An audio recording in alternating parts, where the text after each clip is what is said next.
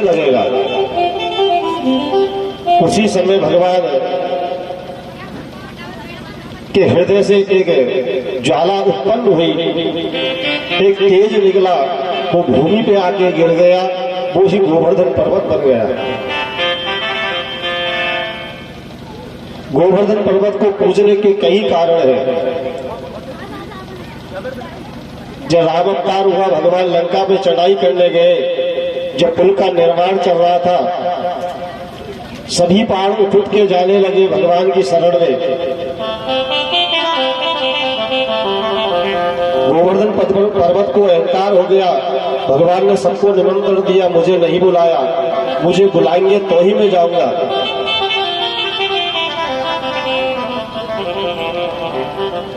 जब गोवर्धन पर्वत ने देखा कि सबको बुला लिया, मैं नहीं पहुंचा हूं, ऐसा न हो प्रभु नाराज हो जाए, वो पहुंचे।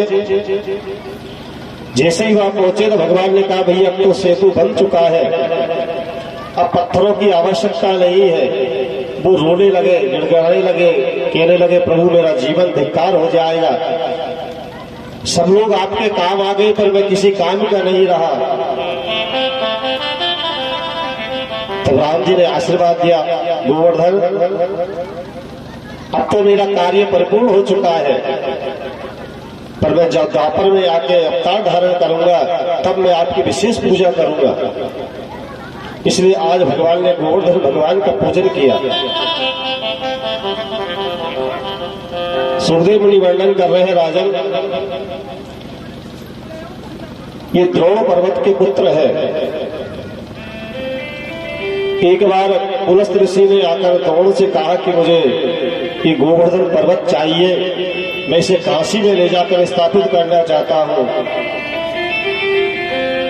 इसकी कंदराओं में बैठ के मैं भगवान का भजन करूंगा। द्रोण ने तो आशीर्वाद दे दिया, महाराज ले जाओ, पर गोवर्धन भगवान की इच्छा नहीं थी जाने के लिए। गोवर्धन भगवान ने सोचा, अगर मैं ऋषि से मना कर दिया तो मुझे श्राप दे देंगे। गोवर्धन महाराज ने कहा, प्रभु मैं चल तो चलूंगा, पर मेरी एक शर्त है, जहां पर तुमने मुझे रख दिया मैं वहीं पर स्थापित हो जाऊंगा, वहां से दोबारा हिलूंगा नहीं। पुलस्त ऋषि गोवर्धन पर्वत को उठा के लेके काशी के लिए जाने लगे। जैसी ब्रजमंडल आया, ब्रजमंडल की जो छटाएं देखी, गोवर्धन महाराज आनंदित हो गए, मन में विचार करने लगे, लगता है भगवान जब अवतार धारण करेंगे तो यहीं पर रासलीला करेंगे, यहीं पर बाल लीलाएं करेंगे। उन्होंने अपना भार बढ़ाना प्रारंभ कर दिया। पुलस्त ऋषि को वजन लगने लगा। जब वापस आके उठाने लगे तो गोवर्धन महाराज हिले नहीं। उन्होंने कहा, महाराज चलो, मैं तुम्हें काशी लेके चलूंगा। गोवर्धन महाराज ने कहा, प्रभु मैंने आपसे शर्त रखी थी, जहां मुझे रख दोगे मैं वहीं स्थापित हो जाऊंगा। पुलस्त ऋषि को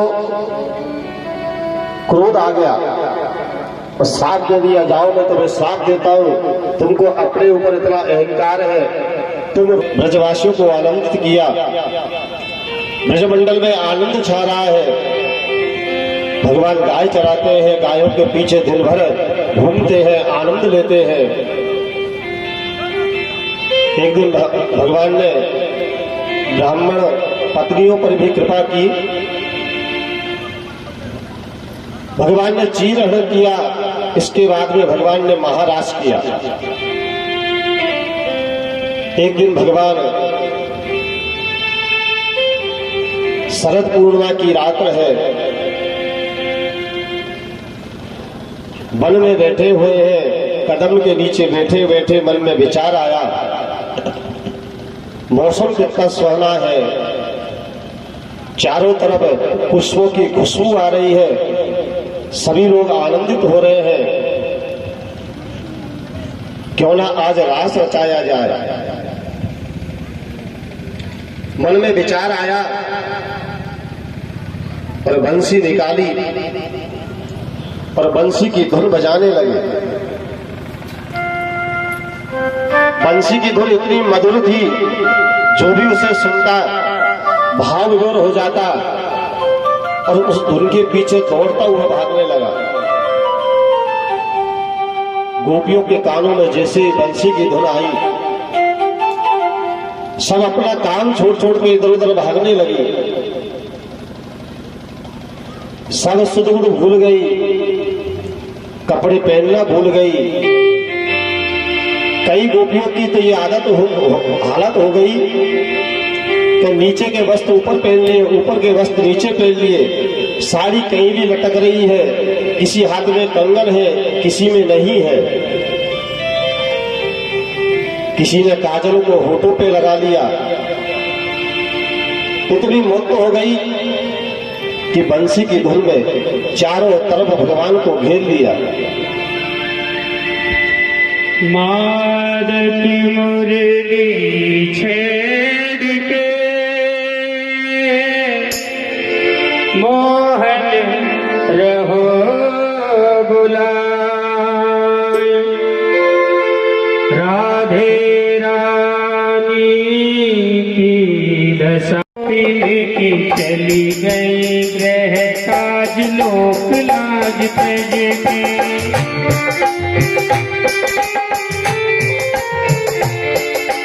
बांसुरी सुनी तो गई सुध गोती गोपी की, चली गई ग्रह काज लोक लाज तज के। केस फूले बांधे नहीं, बसन सवारे नहीं, ध्यान कहाँ आती वो तो जाती सजे धज के।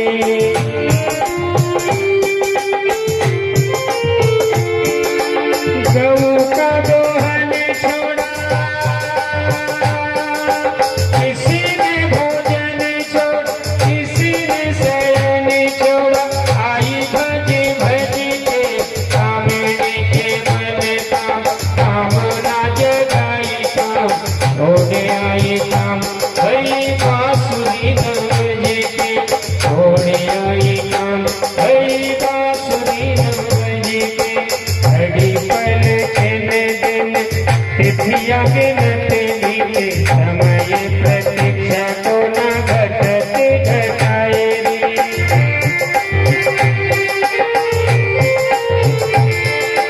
यमुना के तीर लिए नैनन में नीर सखी, विरट अधीर कोई तीर न बधाए रे।